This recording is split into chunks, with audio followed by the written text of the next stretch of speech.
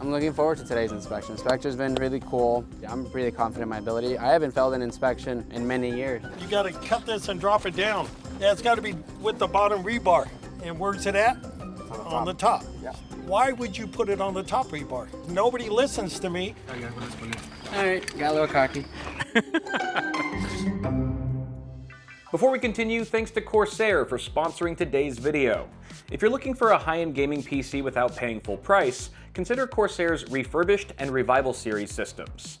Both are certified refurbished by Corsair, meaning every system is professionally tested to ensure it's reliable, fully functional, and ready for everyday gaming and productivity. So what's the difference between the two? Corsair Refurbished features Vengeance PCs in excellent condition that are designed to look and feel like new. They may arrive in non-original packaging, but there are no cosmetic blemishes, and any necessary components have been replaced to meet like-new standards. The Revival series, available on Corsair One systems, offers even bigger savings. These systems can range from excellent to good condition, so you might see minor cosmetic imperfections, and non-essential accessories are not included to keep costs to a minimum. Either option can save you up to 30% or more compared to buying new, sometimes as much as $2,000 off. And with every Revival series purchase, a portion of the sale supports environmental charities focused on ocean conservation and tree planting. If you've been waiting for the right time to upgrade your setup, this might be the smartest way to get premium Corsair performance for a lot less. For more info, click the link in the description. So right now, Alvaro is talking to some of the contractors, the workers that are working on the house across the street, because apparently some of their workers, every day, they'll actually come over and sit underneath the tree that's in front of my house for lunch. That's where they eat lunch because there's a lot of shade, but they've been leaving a lot of trash behind on my property, essentially. And I haven't noticed it because I'm not really here that often, but Alvaro has been seeing it occur almost every day now. And so he's over there. He just walked over there and he's, I don't know exactly what they're saying, because it's Spanish, but you can tell that he's not holding back. He's expressing frustration, understandably, because that's not cool. They seem to be talking through it, though. Alvaro's the best. So, how did it go with them? I mean, they're saying it wasn't them, but I'm not trying to make any accusations, but we keep finding trash left on the side of the road. It's not like there's a whole lot of activity on this part of the street. I mean, who else could it be? Well, yeah, so long story short, I got here, found some trash. It looked like, lunches, some disposable plates, empty water bottles and candy wrappers. I've seen them once, like when I came here to park. As I was parking, they were eating lunch right under that tree. Yeah, which is totally cool. I thought it was us. I thought it was you guys, and I was like, oh wait, they're from a different site. Which is cool. They can use the shade as the side of the road as well. I just like, let's clean up after ourselves. Pick up the trash, keep the area clean. I try to bag out all our food once a week because if not, the wildlife gets in here. Don't want any feral animals using the sand as a kitty litter box. Yeah, exactly. Just trying to keep it civil. Yeah. But yeah, we're waiting for the inspector. Since you came the other day, we finished tying all the rebar. We set down all the anchor bolts. We installed the 3 templates for our Simpson Strongwalls, and I like to vacuum out the trenches personally, because when we walk over, as we step into them, like you did the other day, and sometimes you trip, you backfill it with some of the sand. Right. So I want the concrete to encase the rebar as fully as possible. So I posted on my Instagram yesterday, me vacuuming the trenches. I was like, why is it so dirty? Yeah. Because, I like to keep it clean. But we're ready to go. We're waiting on the inspector. I got printouts of our deputy inspections for the soil compaction, the pad inspection, and our structural observation from the engineer of record. Okay. I have those printed out. Inspector will ask for them when I see him. And then he'll review everything. We'll go over the plans probably a little bit if he has any questions about them. Once he's happy, he signs off on the inspection card, and tomorrow we pour concrete. Tomorrow? Yep. Holy shit. If we pass inspection today, I'm going to schedule the wood delivery for Saturday. That way we can have the framers on Monday. That's crazy. Yep. Is the inspection mostly just a visual inspection that he does, or does he test it with tools, or how does that? He doesn't do any testing. The inspector comes by and makes sure that we're code compliant and that the rebar is tied off, that the site is clean, that all the anchor bolts are laid out per specs. So Yeah. usually it's an anchor bolt every 48 inches. I put them every 45 inches. Are the anchor bolts the blue things? Yes, these are the anchor bolts. So right now they're going to be cemented in. Yeah. Let me show you what they look like. So this is your anchor bolt. It goes into the concrete.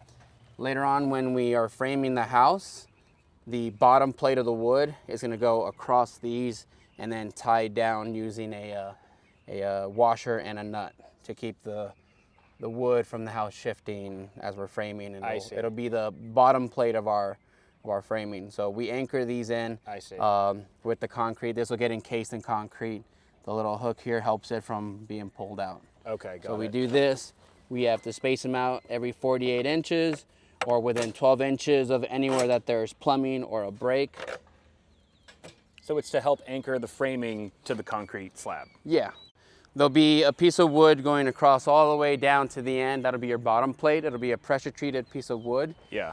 Pressure treated means that at the factory or the mill, they inject it with a rot resistant chemical that when you lay the wood, when it gets wet, it doesn't get moldy and mildewy. I see. Yeah, they pump it full of good old chemicals. Nice. So we'll do that and then we'll frame up from there.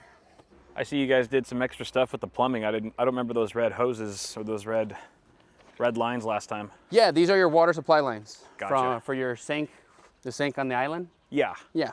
So we ran them. I didn't run them before because we were still laying down the rebar, and I wanted to get that done so we can run the lines underneath. Nice. So. What's that made of? It's PEX. PEX, that's right. Yeah. You mentioned and then that. we encased it in a sleeve to make sure the concrete doesn't touch it directly. I'm looking forward to today's inspection. Inspector's been really cool. He's been really good at his job. I met with him long before we even dug the first hole here, just to do a pre-inspection, and he ran through some of the guidelines and gave me some good info about the rebuild process in this area. So on Saturday we had the engineer of record come out to do our structural observation that we need for the report for the inspector. The only note he gave us was over here for this Simpson Strongwall. Well, it's a wall, it's a specially designed wall that's manufactured to be stronger than your normal piece of wood or wall framing. Yeah. And they come with these templates right here. Okay. That you anchor into the ground. It's got a bolt, it's got its own washer and nut already attached to it, ready to go. And you install them where the detail says to install them. Yours had it right here, right where the pad was. Yeah. For the retaining wall. Right. Unfortunately, because of that, the bolt attached to the Simpson Strongwall wasn't sitting properly. I see. And this isn't the kind of thing that I can just go and cut and make short or install and we're set to go. Yeah. No. You can't modify that. So the engineer came out and he had us move the wall just a little bit over. Yeah. We're still within compliance according to the engineering math. And after that, all we had to do was make this pad 12 inches wider on the front, on both ends. Yeah. Center that right where it needs to be so that way it gets properly encased with concrete, and then extend the rebar just a little bit. Because originally it ended right here. So he wanted me to make this bigger so that way it was properly encased in concrete. Gotcha. Yeah. And you have 3 of them. You have that one over here, one in the corner where the kitchen and the living room are, and then one where the back patio is going to be. There's the inspector. Oh, he's here. Yeah. Hello. Sorry, I was just kind of going over with the client. This is Kyle Hansen, owner of this property. How's it going?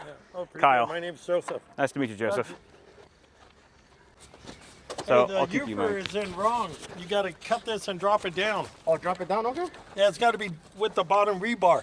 Ah, So okay. everybody, this is why I can't ever do a video or anything about the Uford, because nobody listens to me when I tell them it sets on the bottom rebar. On the bottom rebar, okay. And where's it at? On the top. Yeah. See, they won't. All right, I can do that right now. So let's get this done, because I can't sign it off otherwise. Go grab let's do it real quick. Yeah.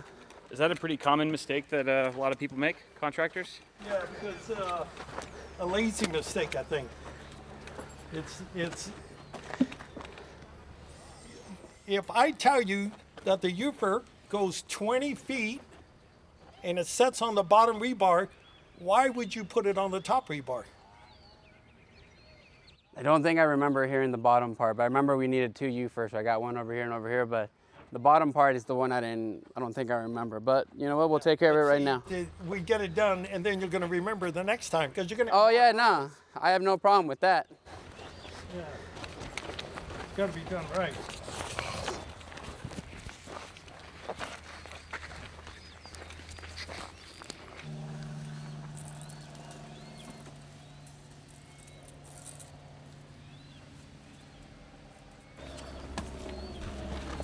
Oh, I thought I'd seen the plans here.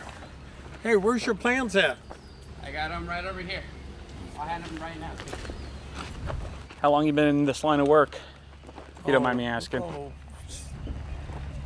Been inspecting since about the beginning of 2008, and used to inspect for a bunch of different engineers, and then I've been working for the county as a contract person for a little over 6 years. Right around pandemic. Just before pandemic. Wow. Surprised my engineer didn't call me out for the UFR. Here's the. No, he won't say nothing about the UFR. There's this one, and then we did have a modification set. For what?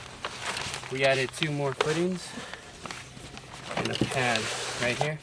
Right here is this one, and this right here. So over here is right here, right? Correct.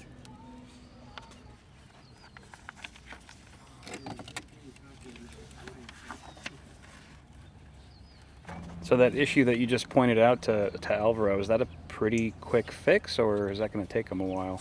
What's that? The issue that you pointed out over there. Oh, they got to cut the ties and just drop it down to the bottom rebar. Okay. Just how long they take. Right. Shouldn't take them that long. They go through this all the time. Then I'm on the job much longer. Right. I'm sure you got a lot more inspections to make today. And then during the day, I don't get a lunch because I'm waiting. Right. Different jobs waiting for people to make stuff right. Right.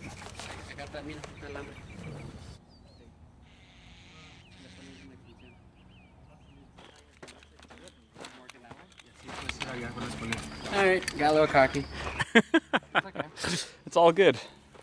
It happens.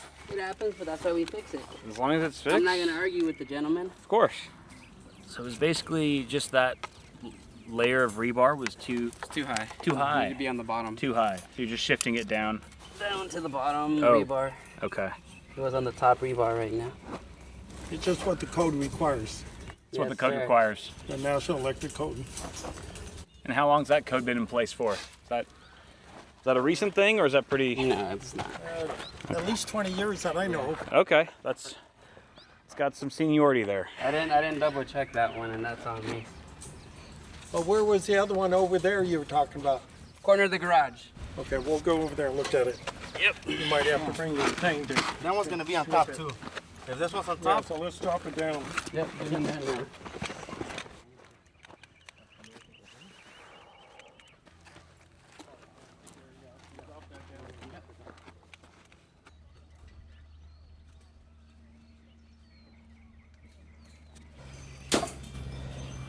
Hopefully we'll be able to just drop it down, huh? Don't see why not. We'll get it there. Doesn't matter. It's good that you already got it stuck in there, so it should just drop down. Yep. Hard part's been done.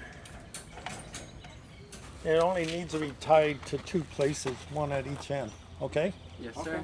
So you could just cut those things. And sorry I missed it. What's the key detail of why it needs to be lowered and not on top?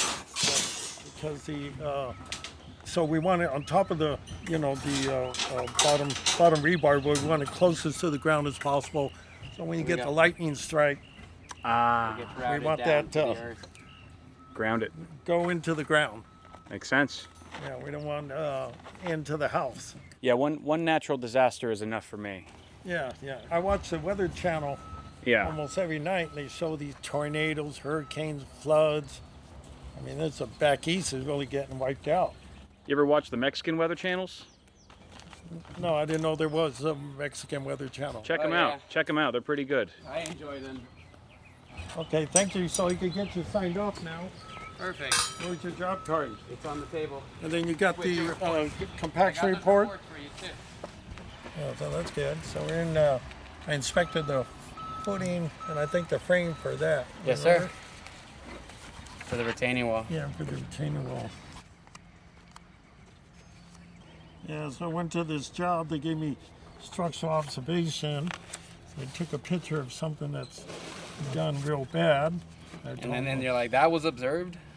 Yeah, I said, tell your engineer now to provide me with a new detail, load calculations, and Yeah. tell him I said to clean his glasses. Wow. I mean, that's how bad it was. Okay, well, I got to get to running because The job card? I have a lot of jobs. Joseph, thank you so much. Oh, thank you. It's nice meeting you. Appreciate you too. Hopefully you'll get in your place so the next inspection will be your roof and shear walls. We can only hope. That'd be great. I hope you get to take a lunch today. Hopefully. Appreciate it. All right, thank you very much. Thank you very much. Have Thank yourself a you. great day. He's awesome. I love him. Oh yeah, Inspector Joseph. A good inspector is good.